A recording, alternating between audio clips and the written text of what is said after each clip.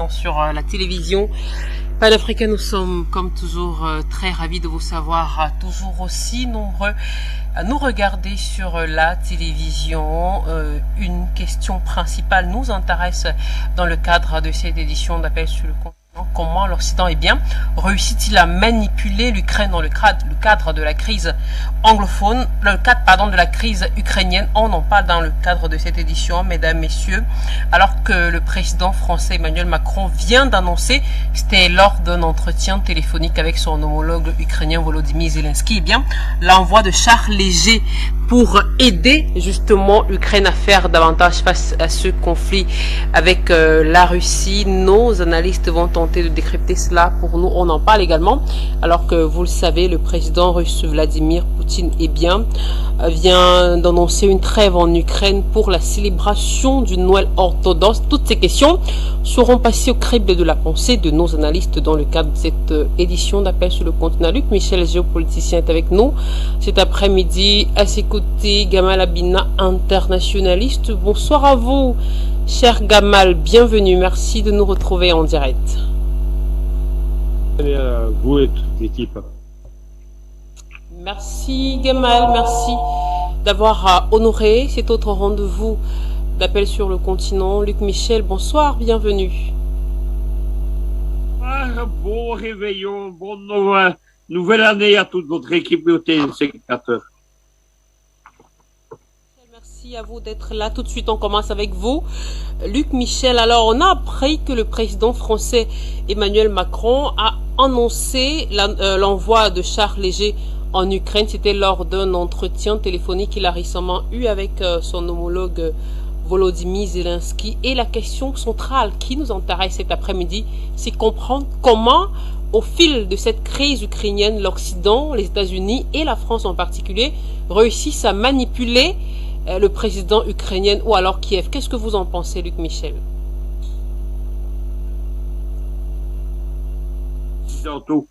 Il est dans une ligne jusqu'au bout, c'est-à-dire qu'il demande toujours plus d'argent. Les pays de l'OTAN sont sur la ligne américaine.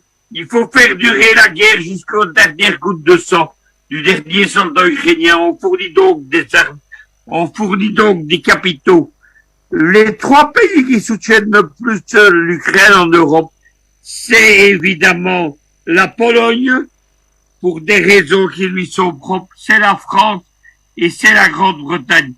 Tout ce que la France a réussi, c'est que la relation particulière qui était héritée des années du gaullisme entre Moscou et Paris et qui avait été renouvelée par Vladimir Poutine lorsqu'il était venu visiter Macron à Versailles en 2017, eh bien, c'est terminé. Aujourd'hui, la France est considérée comme un pays ennemi de la Russie. C'est tout ce que les Français ont gagné dans cette affaire.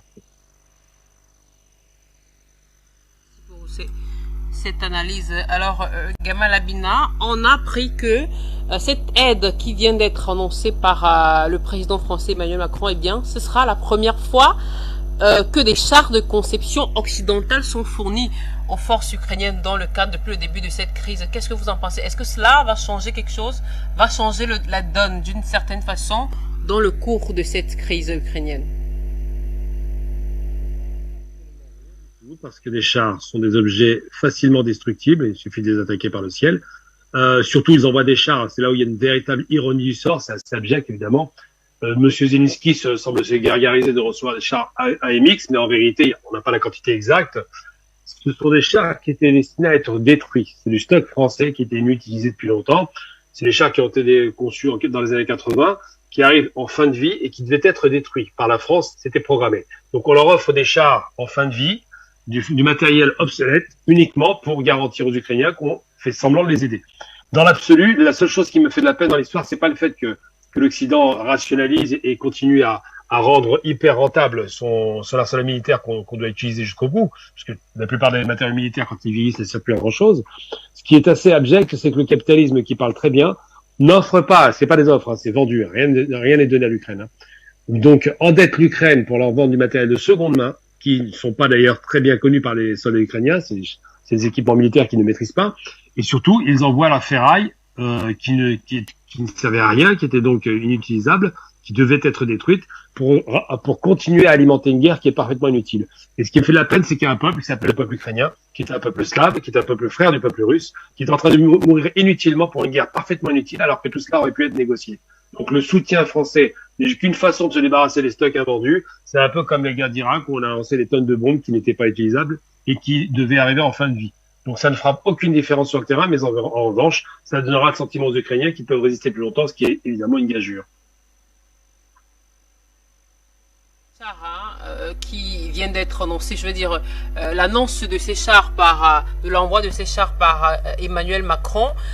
Ces chars justement sont obsolètes, vous le dites, mais il faut préciser que ces chars qui sont annoncés là, c'est pas ce qu'avait demandé initialement Volodymyr Zelensky, qui lui avait demandé des chars de combat Leclerc. Alors finalement, ce n'est pas ce qui est annoncé à l'Ukraine.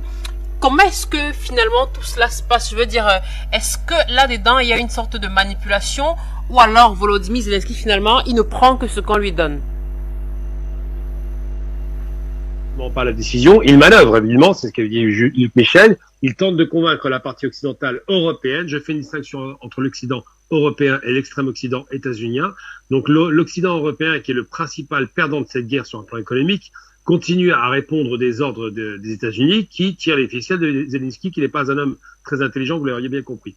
Vous l'avez bien compris. Et ce qui se passe, c'est que, évidemment, on ne va pas lui donner des chars Leclerc, des chars de dernière génération, on ne va pas lui donner des chars équipés avec des systèmes de guidage électronique hyper poussés, on lui donne la ferraille des vieux chars à AMX qui sont en fin de vie. C'est une façon de montrer à la fois, en demi-teinte, qu'on aide l'Ukraine, mais pas trop. Je prends un exemple très concret. Les Allemands devaient leur fournir des chars de haute dernière technologie.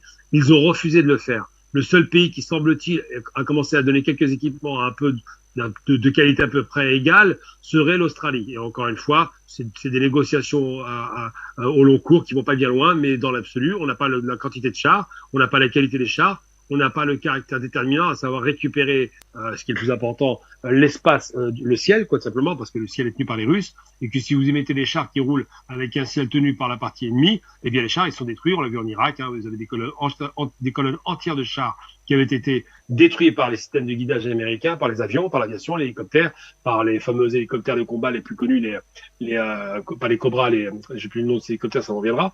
Bref, vous avez tout un tas d'hélicoptères, il y a les Apaches, il y a toute une palette d'hélicoptères qui sont là pour détruire ce qu'on appelle les tueurs de chars, qui sont là pour détruire les chars. Donc, imaginez bien que les Russes ont largement les moyens de parer à ces petites attaques de chars dépassées. Mais dans l'absolu, effectivement, il y a un jeu de dupes. Zelensky fait comme s'il avait reçu ce qu'il demandait, alors qu'il n'a pas obtenu ce qu'il voulait, les chars, évidemment les chars Leclerc. Et les Français font comme s'ils le soutenaient réellement, en lui envoyant la ferraille obsolète qui aurait dû être détruite, je le rappelle. Ce sont des chars qui auraient dû finir à la casse. Donc, c'est un gros bénéfice pour les Français. Ils les vendent, ça rapporte de l'argent et ils n'ont pas à les détruire. Concernant cette crise ukrainienne, Gamal Abina, parlons de toute autre chose à présent. C'est le président russe Vladimir Poutine qui a donc ordonné au ministre de la Défense d'instaurer un cessez-le-feu sur toute la ligne de contact en Ukraine qui va aller du 6 janvier, c'est-à-dire demain, du 6 janvier à midi jusqu'au 7 à minuit. Il faut préciser que c'est dans le cadre du Noël orthodoxe. Alors, est-ce que ce cessez-le-feu, d'une certaine manière ou d'une autre, peut impacter le cours de la crise ukrainienne ou alors des combats actuels en Ukraine, selon vous?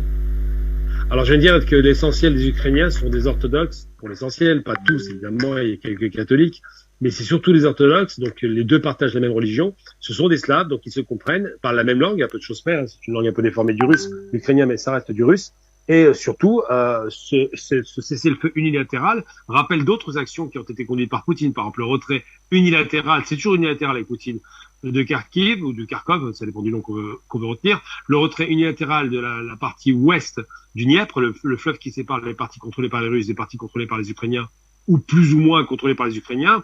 Chaque fois qu'ils se retirent, les Ukrainiens appellent ça une victoire, mais c'est pas une victoire, c'est un retrait stratégique, réfléchi, qui va sans doute conduire derrière à un redéploiement militaire important et des frappes importantes.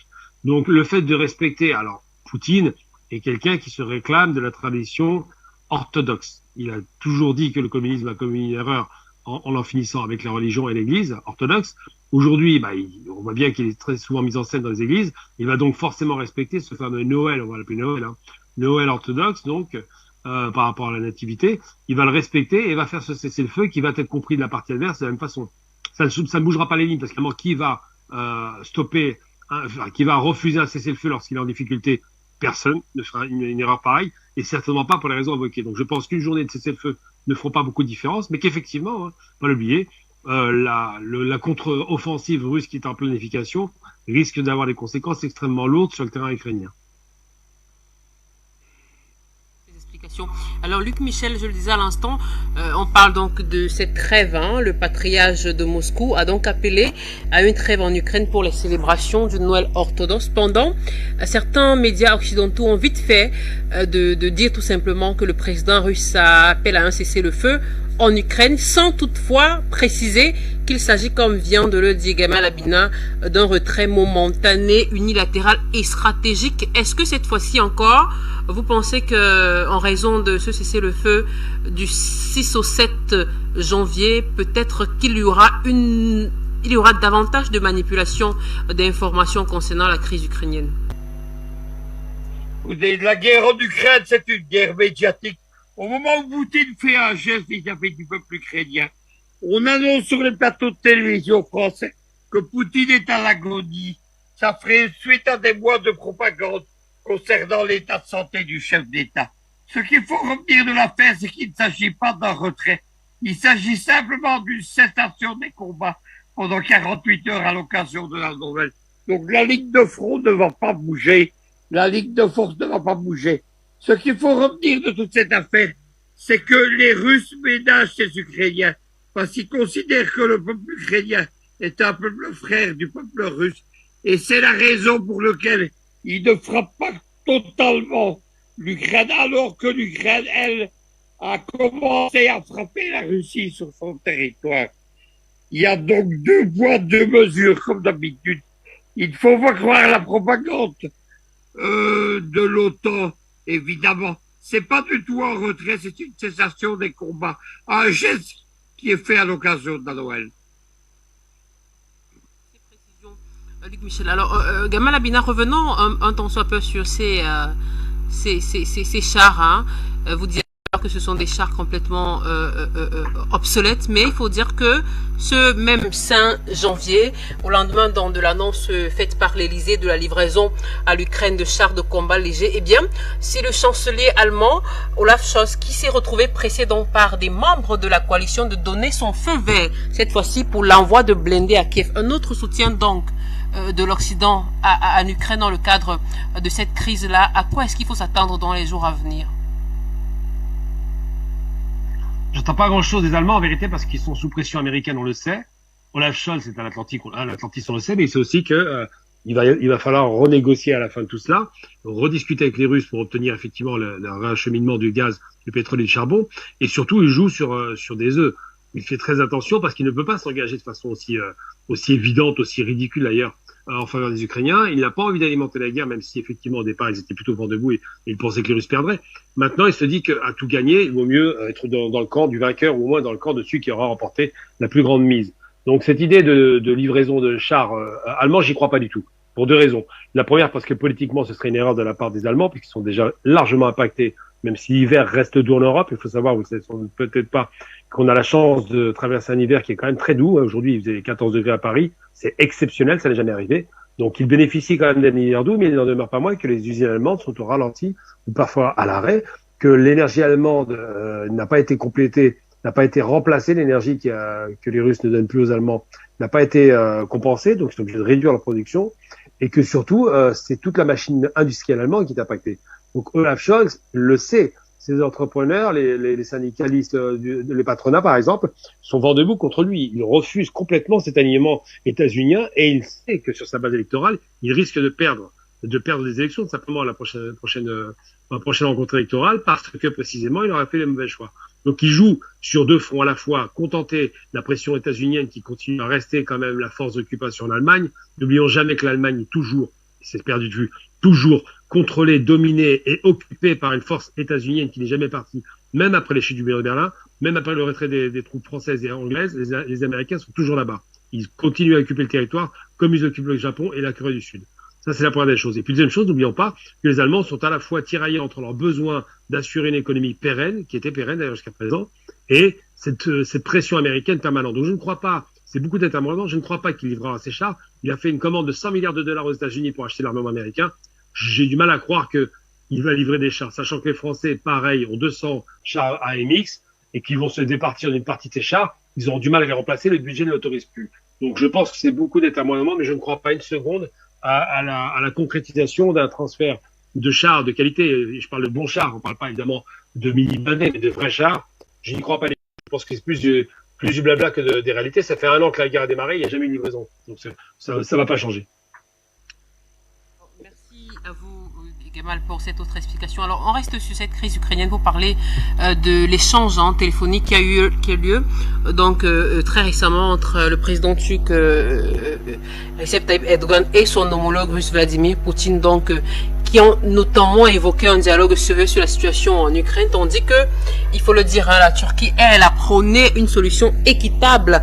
Il a été question aussi, au cours de leurs échanges du domaine énergétique, Ankara, qui vise, on le sait, donc à renforcer les infrastructures pour mettre en œuvre le projet de hub gazier acheminant le gaz russe vers l'Europe.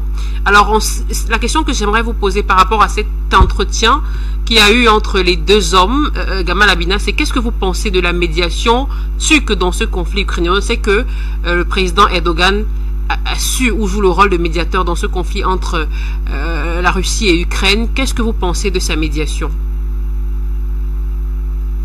C'est une médiation habilement menée par un homme qui est à la fois membre de l'OTAN, il ne faut jamais l'oublier, d'accord, donc il a quand même un agenda américain respecté pour partie, et qui en même temps a trahi, sur le plan business, je parle des affaires, la partie américaine en achetant les S-400 russes. Ça a été très mal vécu par les Américains qui l'ont sanctionné en refusant de livrer les derniers F-16 qui devaient être destinés aux Turcs, et pour cause, les Turcs ont finalement produit leurs propres avions de combat. Peut-être pas de même, mais tout de même. Les Turcs interviennent sur le terrain ukrainien puisque leurs fameux drones Baytar qui étaient très présents au début de la guerre, beaucoup moins maintenant parce qu'ils sont pour la plupart été abattus. Eh bien, ces fameux drones ont donné le sentiment effectivement que les Turcs étaient anti-russes. Mais en réalité, ils sont pas anti-russes. Ils sont simplement pro-turcs et pro-économie turque. La Turquie est durement frappée par des sanctions économiques indirectes conduites par les États-Unis. La monnaie a été largement dévaluée. Je crois que c'est 1 pour 10, 1 pour 20, il me semble maintenant, pour dire à quel point la lire turque a été impactée avant même la guerre d'Ukraine. Ça n'a rien à voir avec la guerre d'Ukraine. C'est une sanction à la suite de ces S-400. Et les Russes, les Turcs, j'ai toujours dit une chose, ils ne travaillent pas pour d'autres personnes qu'eux-mêmes. Erdogan ne travaille que pour l'Empire turc, qui veut tout faire pour que la Turquie redevienne un grand empire, puisqu'il a toujours ce rêve évidemment ottoman qui est resté, ce pan-turquisme. Il a lié beaucoup de relations avec les pays de langue turque de la du sud de la Russie. Et donc, Erdogan se met en bon terme avec Poutine pour 2 raisons. D'abord parce que ça lui profite. Il va avoir un avantage stratégique à avoir ce fameux hub énergétique et gazier qui passerait par la Turquie. Donc, il y a un droit de passage. Il touchera de l'argent. Ça alimentera ses entreprises et ses usines à bas coût. Et surtout, il deviendra un interlocuteur sérieux et crédible de l'Europe, alors que l'Europe lui avait toujours, depuis 57, fermé la porte d'entrée à l'Union européenne.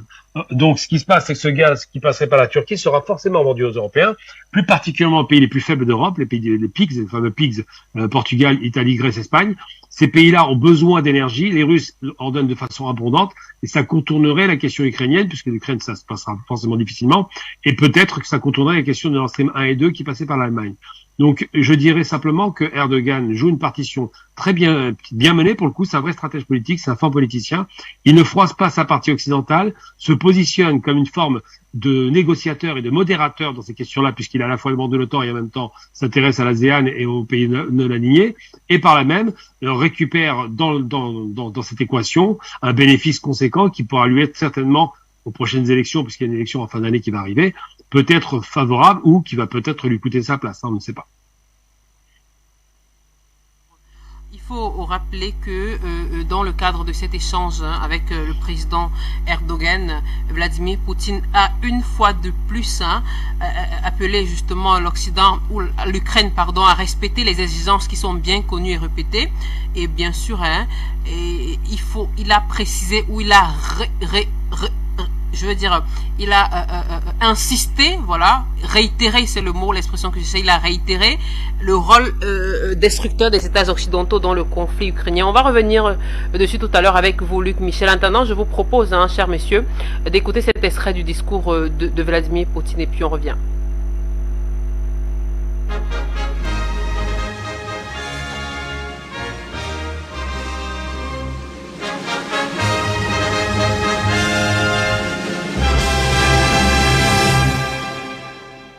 Cette année, c'était l'année de tournant, des événements majeurs. Ils sont devenus un marqueur qui pose des fondements de notre avenir futur, notre véritable indépendance. C'est notre lutte d'aujourd'hui. Nous défendons nos gens sur nos territoires historiques, dans les nouveaux sujets de fédération, de nouvelles régions de fédération. C'est le destin de la Russie qui importe surtout. C'est notre devoir sacré devant les ancêtres et devant nos générations futures. Le moral historique et le moral éthique est de notre côté. Cette année a apporté des changements cardinaux, non seulement pour la Russie, mais pour le monde entier. L'année était remplie de bouleversements, des émotions.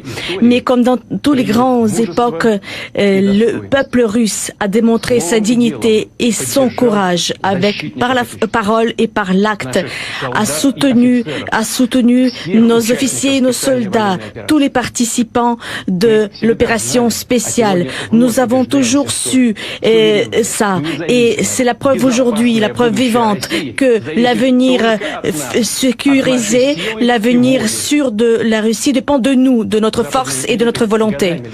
Les élites occidentales, pendant des années, ils concoctaient ce projet en nous berçant des promesses paisibles de paix.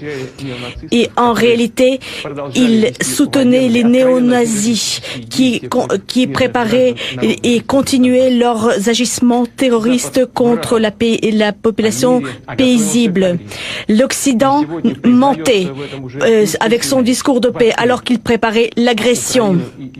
Et aujourd'hui, c'est un discours, c'est un visage de l'Occident dévoilé, démasqué par rapport à ce qui se passe en Ukraine. Nous, jamais nous avons autorisé de le faire. Et nous l'autoriserons à l'avenir. Nos volontaires, nos militaires, aujourd'hui, se battent pour la terre natale, pour la paix et la justice, pour que la sécurité, les garanties de sécurité pour la Russie puissent être assurées véritablement. Tous ces personnes sont nos héros. Et je voudrais leur souhaiter, tout particulièrement à eux, tous ceux qui participent à l'opération spéciale, leur souhaiter une bonne année. Et tous ceux qui sont sur la première ligne de front, tous ceux qui sont dans les bases d'entraînement, dans les camps, tous ceux qui se trouvent dans les hôpitaux, ou ceux qui, après avoir accompli leur devoir, sont de retour à la maison. Tous ceux qui sont de garde dans les postes de veille stratégiques, tout le personnel, tous les effectifs des forces armées. Je voudrais vous souhaiter mes meilleurs vœux. De vous remercier pour votre service dévoué. Tout notre pays est fier par votre esprit de force et votre force. Millions, nous les millions, ils sont avec vous. Et autour des tables de Nouvel An, il y aura plein de toasts en votre honneur. Merci à tous ceux qui assurent aussi la logistique du front, aux cheminots, aux infirmières et aux médecins qui s'occupent des blessés militaires et civils. Je remercie aussi les travailleurs, les ouvriers de usines qui travaillent avec dévotion, tous ceux qui travaillent pour reconstruire les villages détruits de Donbass et de la Nouvelle-Russie, Novorossia.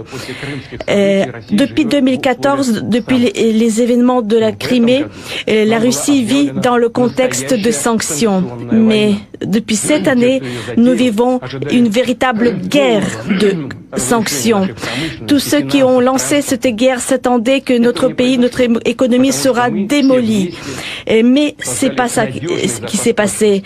Au contraire, nous avons une bonne base, solide base de stabilité. Et cette stabilité repose surtout sur notre autonomie dans l'économie. Et notre économie repose sur les intérêts nationaux. Et aussi, elle sert d'exemple aux autres pays pour réaffirmer la nécessité et le besoin d'un monde multipolaire. Nous espérons que pour l'année prochaine, les qualités comme la charité, comme la solidarité prendront un sens tout particulier, parce qu'il y a un véritable besoin d'aider les uns les autres. Ces qualités, elles sont spontanées pour nous. Et je voudrais vraiment souligner et vous appeler aux responsabilités et à votre sens de solidarité et vous remercier pour tout ce que vous faites, pour envoyer les petits colis aux soldats sur le front, pour envoyer de l'aide à la population qui a souffert dans des villes et villages qui ont souffert. Vous soutenez un soutien énorme aux familles qui ont perdu un membre de leur famille, un soldat qui a donné sa vie pour défendre la vie des autres. C'est très difficile de passer cette nuit de Nouvel An se réveillant sans un être cher, sans un frère, fils ou père. Mais nous allons faire tout notre possible pour aider ces familles, pour que ce soit des familles qui puissent élever dignement leurs enfants. Et tous ceux qui partagent cette douleur, je vous prie d'accepter mes mots de soutien et des pensées les plus chaleureuses. De tous les temps, cette fête, le Nouvel An, a été fêtée même dans les moments les plus difficiles, parce que cette fête a un caractère magique. Elle permet de s'ouvrir aux gens avec leurs meilleures qualités, et ceci autour d'un cercle familial traditionnel, dans la générosité de partage. Tout le monde essaye de réjouir et d'offrir les cadeaux aux proches. Et donc, c'est aussi la volonté d'offrir un cadeau rêvé et voir ensuite la joie dans le regard de l'autre. Et nous veillons à quel point c'est important ces étincelles de bonheur dans les yeux de nos aïeux, de notre génération. Des aïeux. Alors c'est le moment de dire à nos proches à quel point nous les aimons, à quel point c'est important de prendre soin des uns des autres. À n'importe quel moment, il faut vraiment donner cette noblesse de l'âme, libre cours.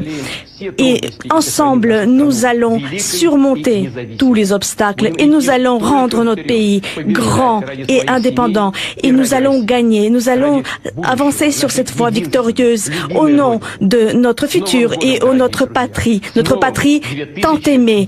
Chers compatriotes, je vous souhaite une bonne année 2023. Merci beaucoup à la réalisation pour cet extrait donc, du discours du président russe Vladimir Poutine à l'occasion du Nouvel An. C'était le 31 décembre dernier. Je commence avec vous, Luc Michel. Alors, on a écouté de bout en bout cet extrait du discours de Vladimir Poutine et on a pu noter quelque part, en tout cas même lorsqu'on a suivi ce même 31 décembre l'intégralité de son discours, on a plusieurs fois entendu Vladimir Poutine réitérer que l'Occident a menti hypocritement sur la paix tout en préparant une agression et en encourageant les néo-nazis en Ukraine. Comment est-ce que vous expliquez cette déclaration de Vladimir Poutine, Luc Michel? Vladimir Poutine réitère ses accusations. C'est la Russie qui est agressée, qui n'est pas l'agresseur.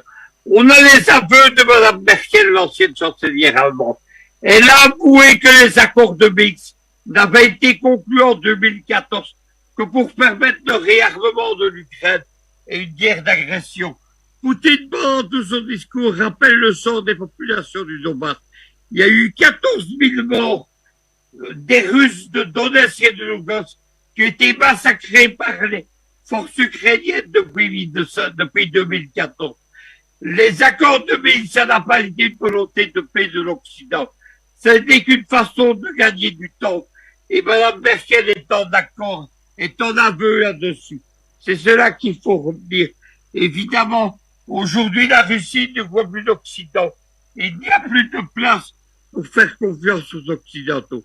C'est cela qu'il faut retenir. La Russie a des buts de guerre et ils sauront appliquer la guerre durera tant que ces buts de guerre ne seront pas accomplis. C'est une non-entrée de l'Ukraine dans l'OTAN, un désarmement de l'OTAN, un changement de régime à Kiev et la protection des populations de la Novorossia. C'est cela qui sont les objectifs de guerre intangibles de la Russie dans le Donbass. Gamal Abina, Vladimir Poutine a également dit que pendant plusieurs années, eh bien, l'Occident a renforcé l'Ukraine pour une confrontation directe avec la Russie, dont le seul but de la voir s'effondrer, de la laisser s'effondrer. On se rend bien compte que ce n'est pas encore le cas, du moins la Russie ne s'effondre pas malgré ce qui a été préparé depuis plusieurs années en arrière par l'Occident. Qu'est-ce que vous en pensez alors que Vladimir Poutine a réitéré ces mots? J'en pense que l'erreur de l'Occident, États-Unis en tête évidemment, est une erreur stratégique et historique. Pourquoi? Parce que d'abord, ils ont oublié que la Russie de 2020 n'est pas la Russie de 90, de 88 pour être précis. La guerre d'Afghanistan jusqu'en 89 a été catastrophique dans une Russie vieillissante qui était bolchevique, qui était tenue par des gens qui étaient extrêmement dépassés et qui avaient perdu toute la connexion réelle avec le monde dans lequel ils évoluaient. Ils n'avaient pas les moyens techniques, technologiques, ils avaient une population qui les détestait, les Afghans, et les Afghans étaient soutenus à fond par les Américains avec les Stinger et tout un tas de matériaux et de conseillers militaires. Aujourd'hui, la Russie est devenue, c'est un État-continent, ce que les Américains n'ont pas compris. La Russie a donné le sentiment d'une certaine fébrilité durant les années de Boris Yeltsin, mais c'est rétabli et de façon assez extraordinaire. Alors, on croit que la Russie est un pays pauvre parce que c'est un pays qui a un PIB qui serait pas très élevé. C'est le sentiment que ça donne. Mais la Russie, on l'avait oublié, était un grand pourvoyeur d'énergie, pétrole, gaz et charbon. La Russie est un État-continent. Je veux dire, l'Europe, c'est la Russie, il faut être très clair. Je veux dire, 90% de l'Europe, c'est la Russie qui la tient. Et surtout, la Russie, c'est l'erreur des nazis et que les Européens ont fait. C'est un immense empire. C'est pas un pays, c'est une fédération d'États. Faut jamais oublier que la Russie n'est pas un pays. Ce sont une fédération d'États qui vont des Asiatiques aux Russes blancs, comme on va les appeler comme ça, sans rentrer dans les Russes royaux, mais les Russes de peau blanche. Et donc, l'idée, c'est que on a pensé qu'on pouvait bousculer la Russie, alors qu'elle détient aujourd'hui, il faut bien pas le perdre de vue, toutes les ressources possibles et imaginables en matière d'hydrocarbures, en matière minière, en matière évidemment agricole. C'est-à-dire que la Russie est un État est une fédération qui peut largement s'autosuffire. Donc l'erreur états-unienne, c'est d'avoir cru qu'ils avaient en face d'eux des Russes de l'époque, et c'est pas étonnant qu'ils aient commis une telle erreur. Parce que finalement, qui est aux commandes des États-Unis? Des néoconservateurs ou des gens qui étaient de la vieille école anti-bolchevique, anti-russe, anti-communiste? C'est ça qui est aux commandes. Joe Biden, c'est pas un petit gamin, il a bientôt 80 ans, il avait la quarantaine quand la guerre froide s'est arrêtée. C'est un homme qui a été éduqué dans cette logique de confrontation. Et évidemment, leur erreur, la vraie erreur stratégique, c'est de penser qu'ils pouvaient étouffer la Russie. On peut pas étouffer un État-continent. On peut étouffer des pays comme l'Irak, qui sont enclavés. On peut étouffer des pays comme la Libye, par exemple, qui n'ont qu'une sortie sur la mer et tout le reste, c'est soit les ennemis, soit les gens peu fiables, mais on ne peut pas étouffer une Russie qui est surpuissante. Elle est surpuissante militairement, elle détient l'arme atomique, elle l'obtient très vite, elle détient une capacité offensive militaire considérable avec ces fameux missiles avant-garde hypersoniques qui vont de 18 000 à 30 000 km/h, qui peuvent frapper où ils veulent quand ils veulent, avec cette fois-ci des capacités balistiques très étudiées de précision. Les tirs de précision sont extraordinaires. Les missiles dernière génération ont des capacités à ne jamais être repérés par des contre-mesures, parce que malheureusement pour eux, c'est des missiles qui ont une trajectoire aléatoire et qui n'est plus balistique. Pour faire simple, une trajectoire balistique, c'est une trajectoire qui va en cloche. Une trajectoire aléatoire, c'est une trajectoire qui va faire des zigzags durant tout son parcours pour atteindre l'objectif qui est fixé. Donc les Russes ne sont pas les Russes des années 80, ils se sont trompés d'adversaires. Les Européens ont provoqué indirectement une guerre en encourageant les Ukrainiens à jouer des bras et à tuer, effectivement, ça a été rappelé par Luc Michel, 14 000 civils dans le Donbass, parce que je rappelle tout de même que le Donbass, c'est pas une armée, ce sont juste des partisans, donc ça rappelle un peu aussi la Seconde Guerre mondiale, et qu'effectivement, dans le Donbass, on y a vu comme tortionnaires des anciens néo-nazis, des anciens de Stepan Bandera, qui sont des néo-nazis revendiqués, c'est même pas à moitié, je veux dire. Et c'est très impressionnant de voir que l'Occident s'est rangé derrière même cette petite frange des néo-nazis, qui est la petite frange de trop. Je le répète régulièrement, s'il y avait un seul néo-nazi dans l'armée française, il serait passible d'une peine de prison. Eh bien, là, on a pu soutenir plus de 5 à 10 000 combattants néo-nazis, parfaitement racistes, parfaitement anti-russes, et ça n'a dérangé personne. Donc c'est vrai qu'aujourd'hui, la réaction russe est proportionnée à la réaction de montée en puissance de ces mouvements qui faisaient la guerre, alors qu'il n'y avait pas de guerre, je rappelle, dans Donbass. C'est une guerre d'usure qui a été mise en place. Ça a tué beaucoup de monde, les Russes l'ont mal vécu, et c'est logique, puisque l'Occident portait ses forces de l'OTAN sur le terrain ukrainien en entraînant, évidemment, l'armée ukrainienne contre la Russie. Poutine, dans son discours, a également fustigé une véritable guerre de sanctions déclarée contre la Russie par les Occidentaux. Il a dit, il a arrêté, il a dit ceux qui l'ont lancé s'attendaient à la destruction totale de notre industrie, de nos finances et de nos transports, mais cela ne s'est pas produit. Alors à cela, certains répondent un peu avec des moqueries. Qu'est-ce que vous pensez, qu'est-ce que vous répondez à ceux qui accusent le président russe Vladimir Poutine de se mettre dans une position d'une victime de l'Occident collectif, de se faire passer pour la victime? Ben, écoutez, il faut être clair et net. La première semaine de l'opération spéciale en Ukraine, les gens de l'OTAN ont annoncé qu'ils allaient détruire l'économie russe.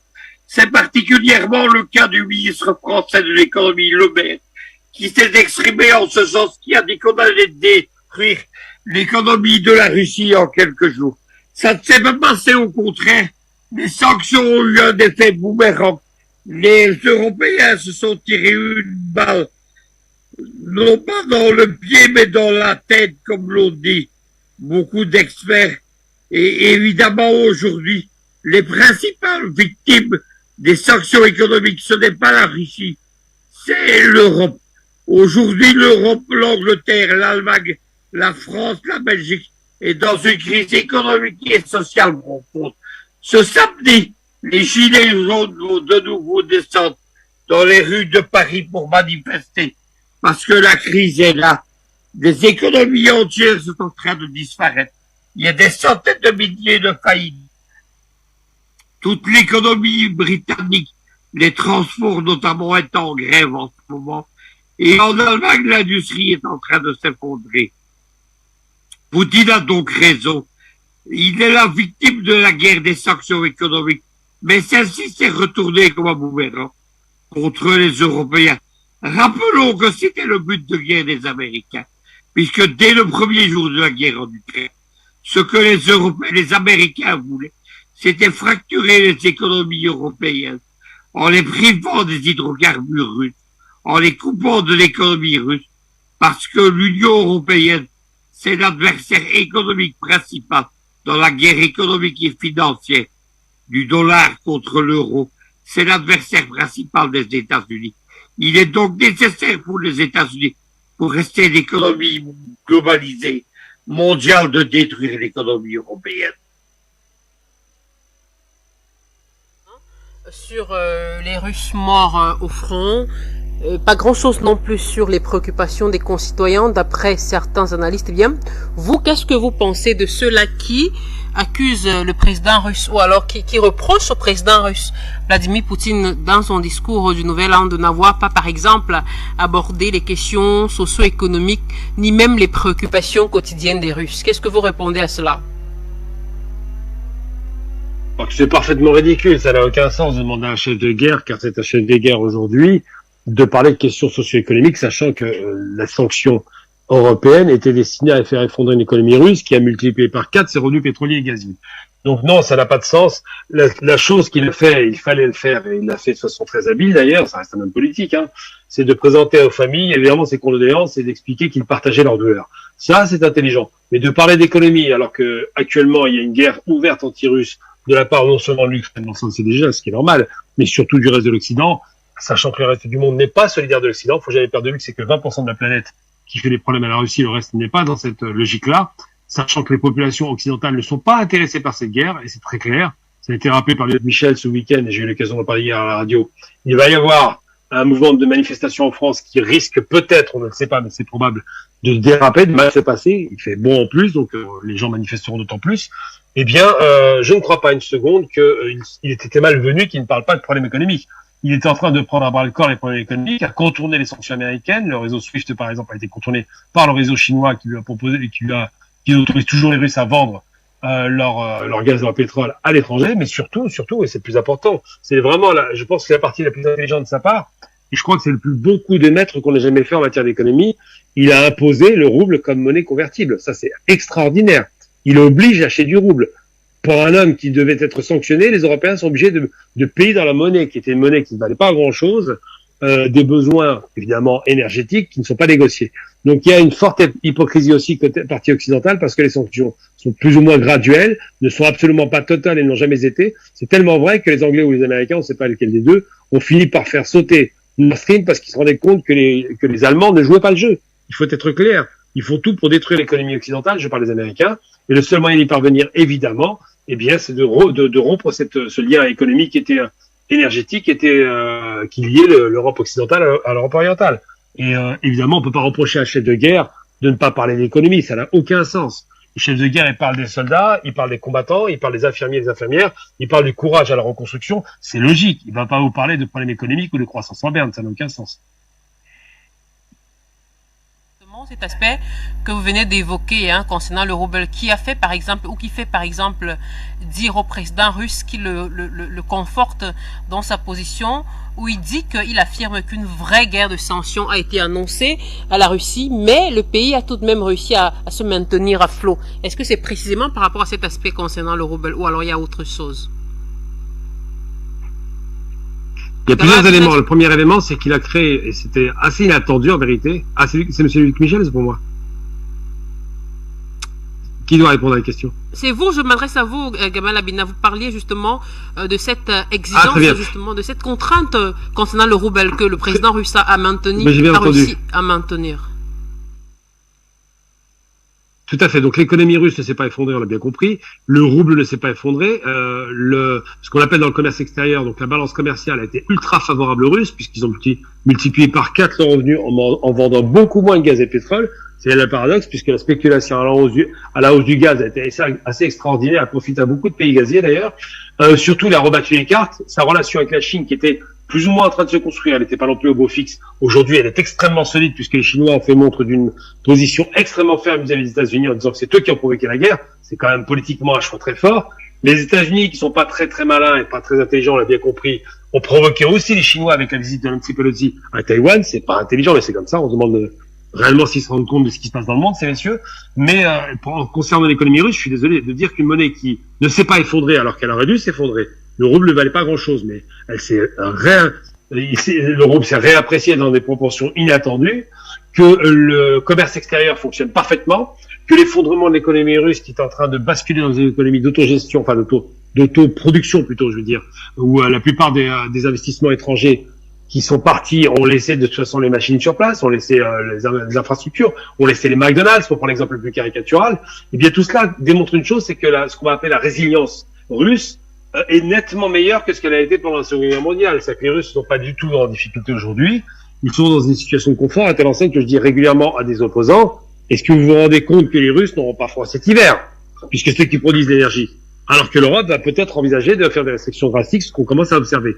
Donc oui, c'est beaucoup de propagande, de mise en scène, mais dans l'absolu, on l'a bien compris que la question russe a été, je veux dire, la question économique russe n'a pas été impactée, loin s'en faut, que tous les indicateurs macroéconomiques, donc c'est la grande économie, sont dans le vert, c'est une chose qu'on ne sait pas, et tout ce qui est sur un plan microéconomique, c'est un petit peu difficile, mais on n'est pas dans une inflation extrêmement violente, alors que, volet européen, l'inflation réelle, prétendument réelle, serait de 10% de moyenne par an. L'inflation ressentie, sur le panier moyen de la ménagère, c'est une augmentation de 40 à 100% de n'importe quel denrée alimentaire. C'est ça la réalité. Donc l'Europe souffre pendant que les Russes, je suis désolé de le dire, se portent relativement bien en comparaison. D'accord, je vous remercie Gamal Abina. Alors Luc Michel, concernant ce discours de Vladimir Poutine à l'occasion du Nouvel An le 31 décembre dernier, on sait qu'il s'est exprimé, Vladimir Poutine, aux côtés des militaires, certains d'entre eux ayant préparé au conflit en Ukraine sur le terrain de guerre. Est-ce que cela a une signification particulière précisément que le président russe ait voulu s'exprimer pour ce discours du Nouvel An aux côtés des militaires? où il montre qu'il est un chef de guerre, et au moment où la propagande de l'OTAN prétend qu'il serait contesté en Russie, il montre qu'il est le patron. C'est cela qu'il faut retenir. Dans la guerre des symboles, c'est un symbole très fort. Il est un chef de guerre qui mène à la fois la guerre militaire et la guerre économique.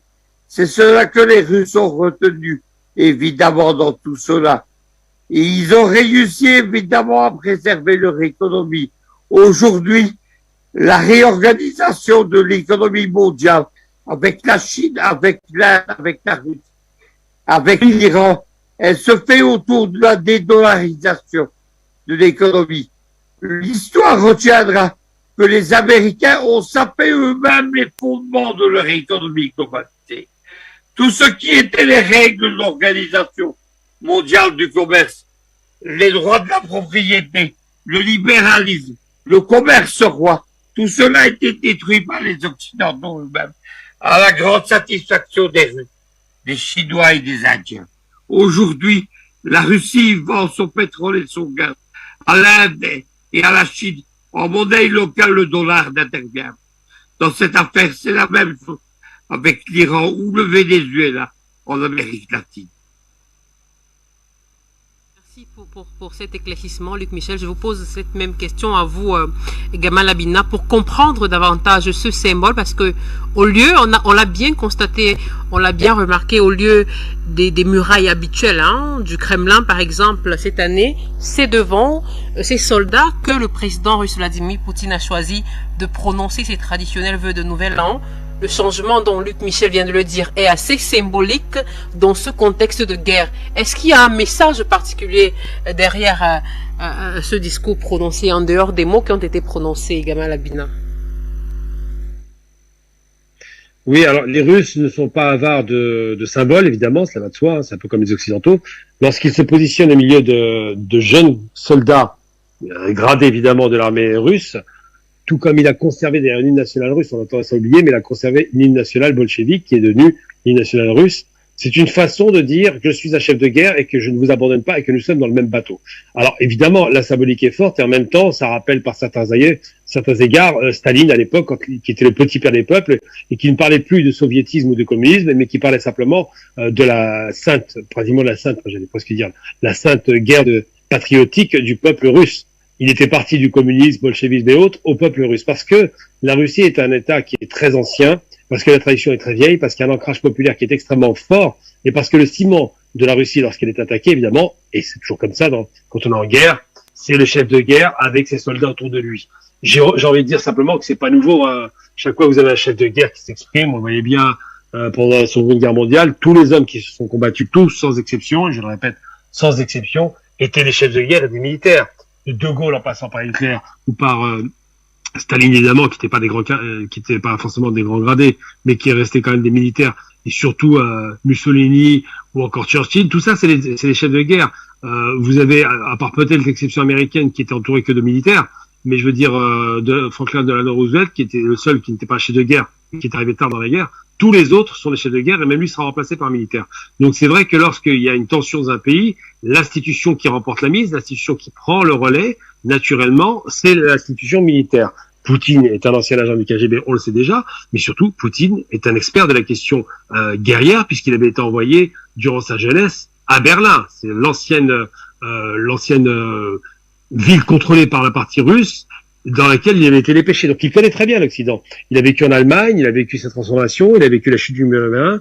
Toutes ces choses-là sont des réalités. Donc évidemment, lorsqu'il se met au milieu d'un parterre de militaires, c'est pour dire la nation est derrière son armée. Et la nation derrière son armée, jeune, c'est important de le rappeler. Après, c'est vrai, quand Luc Michel rappelle, et il a raison là-dessus, que la propagande nous le présente comme un homme soit fou, ce qui est assez ridicule, alors qu'il a quand même l'assentiment de son peuple, soit malade, aux portes de la sénilité, ou peut-être d'un cancer. Tout cela, c'est une façon de dire, effectivement, qu'ils espèrent, c'est un peu pieux, mais qu'ils espèrent que le chef s'effondre. Et quand bien même il s'effondrerait, j'ai envie de dire que Medvedev, dans ses postures beaucoup plus radicales que Poutine, on l'a entendu récemment, serait beaucoup plus inquiétant en commande. J'ai envie de dire qu'à la limite, Poutine reste un modèle en comparaison de ceux qui suivent derrière.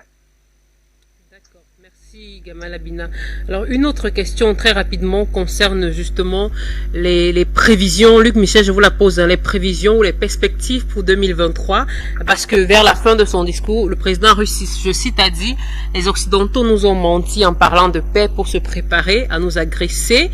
Ils utilisent cyniquement l'Ukraine et son peuple pour affaiblir et diviser la Russie, mais nous l'emporterons. Alors, le président russe rassure que la Russie l'emportera. Est-ce que, par là, Luc Michel, on peut comprendre que Poutine prédit que peut-être le sort de la Russie dans cette guerre non déclarée que lui mène l'Occident? La guerre va être gagnée par la Russie. Lorsqu'on écoute la propagande de l'OTAN, les chaînes de télévision françaises, on annonce une victoire fantomatique. Il faut revenir. Évidemment, lorsqu'on étudie la guerre moderne, c'est un rapport de force. Le rapport de force, il ne peut pas exister en faveur de l'Ukraine. Alors on revient à présent, puisque on tend vers la fin de l'émission, on revient sur notre thématique principale, celle qui nous concerne, à savoir comprendre jusqu'où irait ou jusqu'où pourra aller la manipulation occidentale de l'Ukraine dans le cadre de cette guerre, dans le cadre de cette crise ukrainienne, avec le président Volodymyr Zelensky. Et Gamal Abina le réitère très souvent, qui se laisse facilement manipuler par les Occidentaux. Alors parlons une fois de plus de ces armes, de ces chars, Gamal Abina. La présidence française a tenu à souligner que c'est la première fois, et on le disait tout à l'heure que c'est la première fois que des chars de conception occidentale sont donc fournis aux forces ukrainiennes, parce que jusqu'à présent, les alliés européens de l'Ukraine ont livré des chars de conception soviétique, mais jamais encore de chars occidentaux, malgré la demande répétée de Kiev. Est-ce que cette différence-là aujourd'hui prouve peut-être que l'Occident a envie de changer sa stratégie d'aide à l'Ukraine dans le cas de cette crise? Ça s'appelle de l'enfumage. Je suis désolé d'utiliser ce terme, mais il est très clair. Monsieur Macron, lors de son discours de Nouvel An, a dit aux Français qu'ils allaient avoir de toute façon des moments difficiles. C'était pas très encourageant, qu'ils seraient évidemment contraints d'accepter la réforme des retraites, et de dire aussi, c'est toujours intéressant comme ça, que la France n'abandonnerait pas l'Ukraine. Bon, la France, c'est lui tout seul. Hein, je veux dire, le reste de la France n'est pas très passionné par l'Ukraine. Et lorsqu'il dit ça, il est obligé de faire suivre de ses paroles un geste. Et ce geste, c'est d'envoyer ces vieux chars qui auraient dû finir à la casse. Donc non, il n'y a pas de changement de stratégie, il y a juste une sorte d'habillage un peu maladroit pour faire croire qu'ils font un peu plus d'efforts. Les seules armes à peu près sérieuses qui ont été livrées à l'Ukraine, c'est les HIMARS, qui provoquent des dégâts assez conséquents. Je parle de ces missiles américains, HIMARS, donc ce système d'attaque au sol. Mais la problématique principale, c'est celui qui tient le ciel. Aujourd'hui, les Russes tiennent le ciel. Donc, vous pouvez leur donner autant de blindés que vous voulez. Ça reste des véhicules qui c'est pas des gros blindés. Il faut être très clair. Hein. Ça reste quand même des amis, c'est pas les meilleurs chars de la Terre. Vous leur donner autant de blindés que vous voulez, ça sera du tir au pigeon. C'est-à-dire que la contre-offensive, c'est pour sous peu, hein. Avant le printemps, on s'y attend aussi.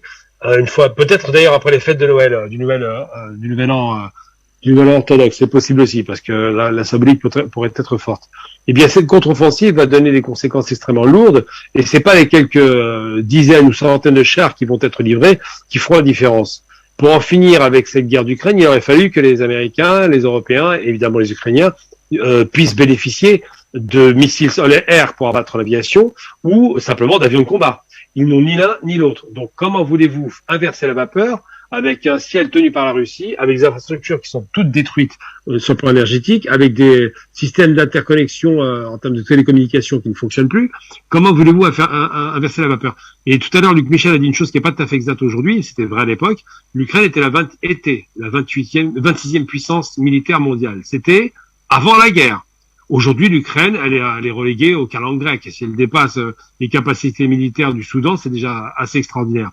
L'Ukraine était une puissance qui produisait des armements. Toutes les usines ont été détruites. Et les rares usines qui restent sont du côté Donbass. C'est là où il y a le plus d'usines d'ailleurs. Donc l'Ukraine a été la 26e puissance face à la seconde puissance militaire mondiale. Ça n'est plus le cas. Aujourd'hui, elle doit être très très loin. Et les Russes sont toujours et resteront toujours la seconde puissance militaire mondiale. Donc le rapport de force est largement disproportionné en faveur des Russes. Ce qui est à craindre dans l'histoire, je le répète régulièrement, moi j'ai toujours à cœur les peuples, c'est qu'il y ait des morts inutiles dans la population ukrainienne dans une guerre qui, je le rappelle depuis le début, se passe quasiment et exclusivement, uniquement sur le théâtre d'opération ukrainien.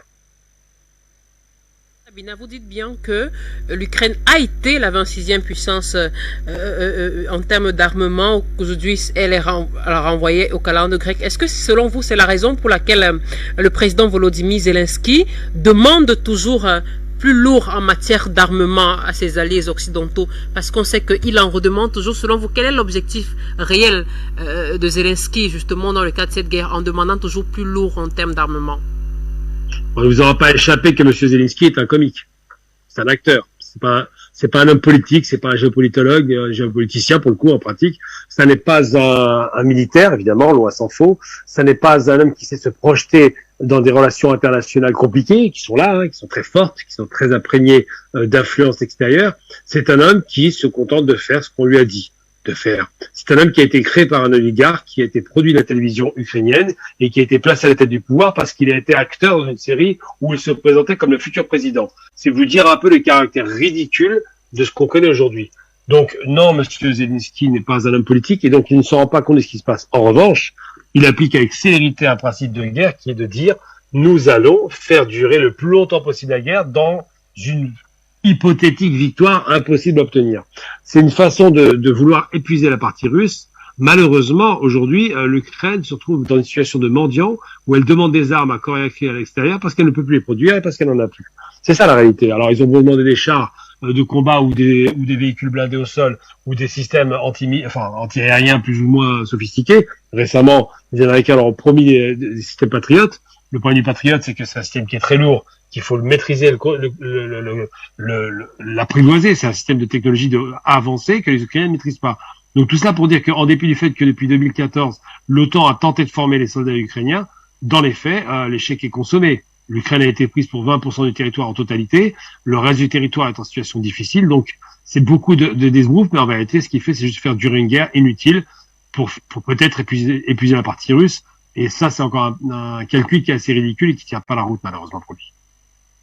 Sabina, le président russe Vladimir Poutine a maintes fois mis en garde contre les fournitures d'armes à Kiev par les Occidentaux, en prévenant à chaque fois que cela ne ferait que prolonger les hostilités, prévenant d'ailleurs aussi que certains de ces pays couraient le risque d'être considérés comme partie prenante à ce conflit. Alors, si les Occidentaux, eux, continuent de fournir des armes à Kiev, c'est-à-dire qu'en fait que c'est l'Occident qui décidera finalement de la fin ou de l'arrêt des hostilités en Ukraine. Alors, on peut penser ça. Moi, je ne crois pas que ce sera l'Occident qui décidera parce qu'ils n'en ont pas les moyens. C'est pas parce qu'ils fournissent 2-3 ferrailles vieillissantes et qui devaient finir à la casse qu'ils vont changer la donne. Après, la question qui est posée, c'est la question de la co-belligérance. Donc, ça signifie est-ce que oui ou non, on peut considérer que le fait d'alimenter, comme pendant la guerre d'Espagne, c'est d'alimenter des deux côtés, du côté soviétique et du côté européen, et du côté évidemment nazi et italien, cette guerre qui a duré 3 ans. Mais pendant la guerre d'Espagne, il y avait de la co-belligérance, il faut être très clair. Je veux dire, les nazis sont intervenus directement en bombardant avec leur Légion Condor. À Guernica, c'est une histoire qui est connue et reconnue. Mais il n'y a pas eu qu'eux qui sont intervenus. Beaucoup sont intervenus en alimentant de façon permanente la guerre qui a duré très longtemps et inutilement face au fascisme de Franco. Et bien là, sur les questions ukrainiennes, c'est un peu le même phénomène. On a une intervention extérieure qui alimente la guerre face à une guerre civile, parce que c'est bien une guerre civile dont on parle. Hein. Je veux dire, les Ukrainiens, ça reste le même peuple. Hein. Sauf qu'il y en a des pro-russes, des anti-russes. Et cette guerre civile qui a démarré en 2014 avec le coup de Maïdan, donc quand on a fait un coup d'État au président qui était élu et librement élu, eh bien, on a démarré le début de la sédition, le début de la partition de l'Ukraine en deux. Donc, lorsque on pense qu'ils vont alimenter et qu'ils pensent qu'ils vont peut-être remporter la mise, non, c'est pas très sérieux. Il faudrait qu'il y ait une action beaucoup plus directe pour qu'ils puissent changer les donnes. Donc, celui qui mettra un terme à cette guerre n'est pas celui qui est en bas, c'est pas celui qui est en position de faiblesse. Celui qui mettra un terme à cette guerre, c'est celui qui a la force avec lui. Et j'ai envie de dire que même la guerre d'Afghanistan, la récente, celle des États-Unis, qui sont la première puissance militaire mondiale, il n'en demeure pas moins que ils ont dû mettre un terme à la guerre parce qu'ils étaient épuisés par une guerre qui n'en finissait pas et qu'il a fallu 10 ans pour faire face aux Afghans et ils ont perdu. Donc les guerres d'usure, ça épuise les armées, c'est connu. Mais là, on n'est pas sur une guerre d'usure, on est sur une guerre territoriale frontalière. Donc la guerre côté russe peut être alimentée en permanence. Côté ukrainien, l'alimentation de la guerre va être compliquée parce que ça veut dire qu'il risque d'y avoir des dérapages. On l'a vu récemment avec ce missile qui est tombé en Pologne. Et donc, le risque réel, c'est qu'il y ait une généralisation du conflit, ce que personne ne veut, évidemment. Donc je pense que, puisque personne ne veut la généralisation du conflit, je pense que puisqu'il va y avoir une intensification des combats, une contre-offensive lourde russe, une fois que cette contre-offensive aura eu lieu, évidemment, la guerre finira par trouver un tournant assez regrettable, assez dramatique, mais elle finira par s'arrêter. Alors je ne sais pas sur un long de combien de mois, mais c'est une question de mois maintenant, on n'est pas sur une question d'année. Une dernière question pour sortir de l'émission, Gamal Abina, en parlant de celui ou de la partie qui remportera cette guerre, cette victoire. Dans son discours du Nouvel An à la fin, pour conclure, le président Vladimir Poutine a dit, il a dit, je cite, nous allons avancer et remporter des victoires pour nos familles et pour la Russie, pour le futur de notre patrie unique et bien-aimée. Alors, est-ce que cette victoire dont parle Vladimir Poutine lorsqu'il conclut son discours a quelque chose justement à voir également avec cette victoire concernant la guerre sur le front ukrainien? Alors, quand il dit notre patrie unique et bien-aimée, c'est une patrie qui intègre les territoires du Donbass qui ont fait, vous le savez, qui ont fait un référendum d'autodétermination pour se rattacher à la Fédération de Russie. Donc, il intègre dans cette fédération russe ces deux territoires. Ça, c'est la première chose. Deuxième chose, il dit qu'il va obtenir la victoire parce qu'évidemment, la victoire, dans l'absolu, et c'est ça qui est assez ridicule dans la propagande occidentale, elle est déjà obtenue. Ils ont déjà le Donbass. Ils ont déjà la Crimée. Ils ont déjà sans doute Sébastopol qui va leur revenir de plein droit. Ils vont peut-être laisser une sortie à la mer, mais je vois pas laquelle. Mais ce qui est certain, c'est que la victoire est déjà obtenue. Maintenant, ce qu'il veut, c'est consolider sa victoire. Alors, j'ai eu beaucoup de contradicteurs qui me disaient, oui, Poutine n'a pas pris beaucoup de territoire. 20% du territoire, 1/5 du territoire, c'est considérable. Et j'ai envie de dire, la différence fondamentale entre la Russie d'aujourd'hui et celle de l'Afghanistan, c'est qu'en Afghanistan, tous les Afghans détestaient les Russes, qui étaient considérés comme des envahisseurs. Parce que c'est deux peuples différents. Ils détestaient les Russes, qui ont été appelés par le gouvernement qui était pro-russe. Là, en Ukraine, c'est pas pareil. La moitié de l'Ukraine est favorable aux Russes. Donc, quand vous arrivez sur un terrain où il n'y a pas de partisans pour faire des guerres derrière les lignes de combat, pour harceler les positions russes par derrière, pour faire ce qui s'est passé avec les nazis, par exemple, où les partisans ont littéralement massacré les positions nazies et l'armée de la Wehrmacht et la SS, parce que ils étaient harcelés en permanence. Là, c'est pas le cas. Il n'y a pas de harcèlement. Dans le Donbass et dans les deux territoires disputés, eh bien, vous avez des populations qui les ont accueillis avec des fleurs et des populations qui leur sont largement favorables.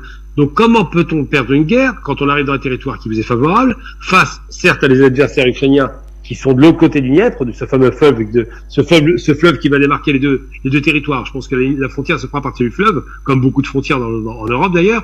Mais comment voulez-vous perdre cette guerre? C'est impossible. Il faudrait que la population vous soit hostile et c'est pas le cas. Quand vous avez la population avec vous, vous gagnez la guerre. Quand vous l'avez contre vous, vous perdez la guerre. Les Américains ont eu la population afghane et irakienne contre eux, ils ont perdu la guerre. Les Russes avaient l'Afghanistan contre eux, ils ont perdu la guerre. Le Vietnam était anti-américain, ils ont perdu la guerre. En revanche, quand vous arrivez sur un territoire où les populations vous sont favorables, il est quasiment impossible de perdre la guerre. Et je renvoie encore sur le passé, quand les Allemands vont faire l'Anschluss et qu'ils vont envahir l'Autriche pour récupérer un territoire de 7 millions d'individus supplémentaires, ils sont accueillis des fleurs. Il ne pouvait pas y avoir de guerre. Eh bien là, c'est pareil. Je pense que la ligne de démarcation, ce sera ce fameux fleuve qui va découper le territoire en deux parties, les 4/5 d'un côté ukrainien et les 20% qui restent de l'autre. Mais il n'en demeure pas moins que, du point de vue russe, la guerre en vérité est déjà gagnée. Sur un plan économique, ils ont largement fait face aux sanctions, ils en sont même sortis victorieux. Sur le plan militaire, ils sont sur le terrain, il se passe pas grand chose, hein. Aujourd'hui, c'est quand ils quittent une ville que les Ukrainiens disent victoire. Mais s'ils quittent pas la ville, les Ukrainiens la reprennent pas. Donc, il faut être très clair. Aujourd'hui, la guerre est perdue pour l'Ukraine. C'est triste à dire, mais c'est comme ça. Les Russes ont obtenu ce qu'ils voulaient et c'était nécessaire dans la mesure où il y avait tout de même pendant pratiquement 8 ans des morts inutiles qui continuaient à chaque fois à égrener, à endeuiller des familles du côté du Donbass. Eh bien, aujourd'hui, les réalités sont là. Après, l'hypocrisie de l'OSCE qui n'a pas garanti les accords de Minsk paye effectivement cette volonté de ne pas garantir ces accords qui auraient dû être appliqués et faire, je rappelle tout de même, ces accords de Minsk c'était la paix et fédérer l'Ukraine. C'était ça qui était prévu. Ils ne l'ont pas fait. Voilà, le résultat des courses, c'est les morts inutiles. Mais Gamal Abina, pour consolider justement cette victoire, puisque vous dites que la victoire est quasiment déjà là, Poutine veut juste consolider, mais finalement, le président Poutine, il a besoin de qui? Je veux dire, Kiev a bien besoin du soutien des Occidentaux, de Washington, Paris, de Berlin, mais est-ce que le président Poutine a besoin d'un autre soutien, d'un allié peut-être en dehors des populations russes qui le soutiennent? Est-ce que il n'a pas peut-être besoin finalement pour la consolidation définitive de cette victoire de soutien d'un quelconque allié? Vous savez, il a déjà récupéré la mer d'Azov. Donc déjà, c'est une grande victoire. Ensuite, il a le soutien, il faut jamais oublier, de la Biélorussie. C'est-à-dire que Loukachenko, qui est détesté par les Occidentaux, est le meilleur allié des Russes, au nord de l'Ukraine. Ensuite, il y a quoi? Il y a la Bélarus, il y a deux, trois États limitrophes de l'Ukraine, la Roumanie, enfin, tout ça, c'est des États qui sont assez faibles et qui n'ont aucun intérêt à se froisser avec les Russes. Ensuite, on voit bien avec ce qui se passe avec la Hongrie, par exemple, où la question russe est très discutée.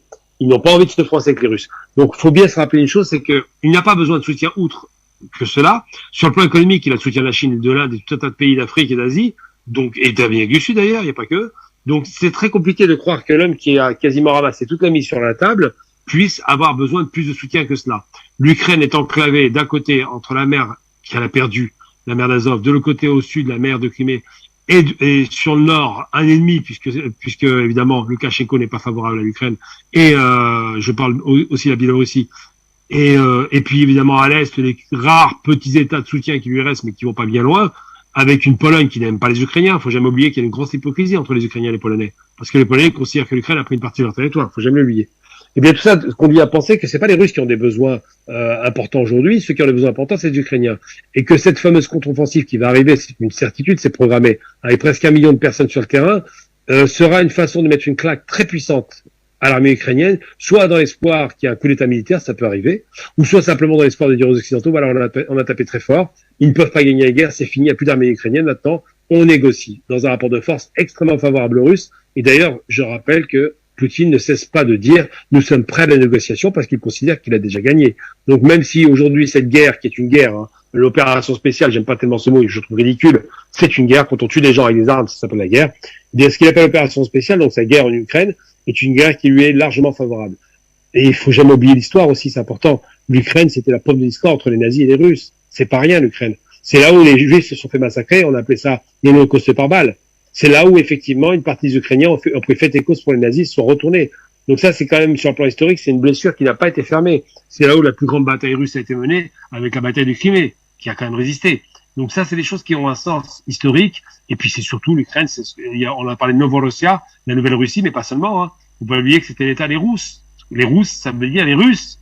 Donc l'Ukraine, ça a un sens historique, géographique, politique, culturel. C'est beaucoup de choses comme celle-là. Et je le répète régulièrement, la différence entre un Vladimir et un Volodymyr, c'est juste une question d'accent, ni plus ni moins. Pour moi, c'est le même peuple, et ils mériteraient effectivement de discuter plutôt que de se battre entre eux. Je vous remercie, merci infiniment à Je vous, vous en prie. Gamal Abina, merci pour toutes vos explications, merci également à vous, Luc Michel, merci à tous les deux d'avoir participé à cette émission avec nous dans le cadre de ce nouvel épisode d'Appel sur le continent. Merci à vous, fidèles téléspectateurs, de nous avoir suivis. C'est sur ces propos de Gamal Abina que nous allons mettre la clé sous le paillasson. Merci à l'équipe technique de ce soir et bien entendu à toute la rédaction. Le rendez-vous est donc pris pour demain pour une autre édition d'Appel sur le continent. Au revoir.